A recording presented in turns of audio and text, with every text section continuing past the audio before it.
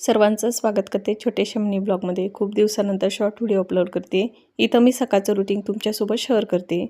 पण व्हिडिओमध्ये ना मी तुम्हाला फणसाचं झाड दाखवणार आहे। आपल्याकडं सुद्धा ह्या झाडाला फळं येतात आणि खूप सुंदर असं हे फणसाचं झाड मी तुम्हाला व्हिडिओमध्ये शेअर करणार आहे, तुम्ही नक्की बघा।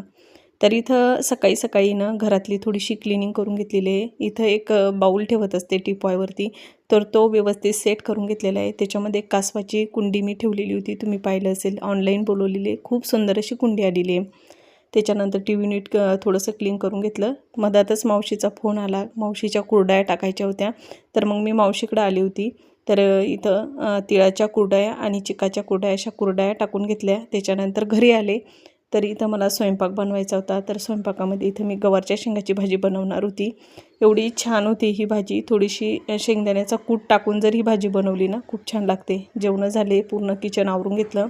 त्याच्यानंतर दुपारच्या वेळेस कपडे काढून आणले, लगेच इथं कपड्यांच्या घड्या केल्या आणि हा गाऊन आहे ना नवीन आणलेला आहे, तर त्याच्यावरती थोडेसे टिपा टाकावं लागतात, तर ते मी थोड्या वेळानं करणार। आणि इथे हे बघा, एकदम छान असं हे फणसाचं झाड फणसांनी असं बहरलेलं होतं। खूप सारे असे फणसं लागलेले होते, जसं आपण कोकणामध्ये झाड पाहतो ना, हे झाड पाहिल्याच्या नंतर असं फील होत होतं की आपण कोकणातच आलेलो आहे। सहसा हे झाड आपल्याला कोकणामध्येच पाहायला भेटतं, पण आता बऱ्याच ठिकाणी हे झाड लावलं जातं आणि त्याला फणसंसुद्धा येतात। आणि असे नाही, छोटे मोठे मोठाले असे फणस येतात, तुम्ही पाहू शकता। एवढं मोठे 2-3 फणस आलेले होते आणि छोटे छोटेही असे पुष्कळ असे फणसं लागलेले होते। तर थोडासा मोठा प्लॉट असला किंवा जागा मोठी असली तर नक्कीच हे झाडं लावायला पुरते, म्हणजे घरच्या घरी आपल्याला फणसं खायला भेटतात।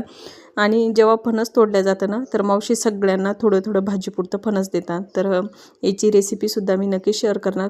कसं वाटलं तुम्हाला हे फणसाचं झाड, किंवा कसा वाटला तुम्हाला हा व्हिडिओ, नक्की कमेंट करून सांगा। भेटूया पुढच्या व्हिडिओमध्ये, तोपर्यंत सगळ्यांना बाय।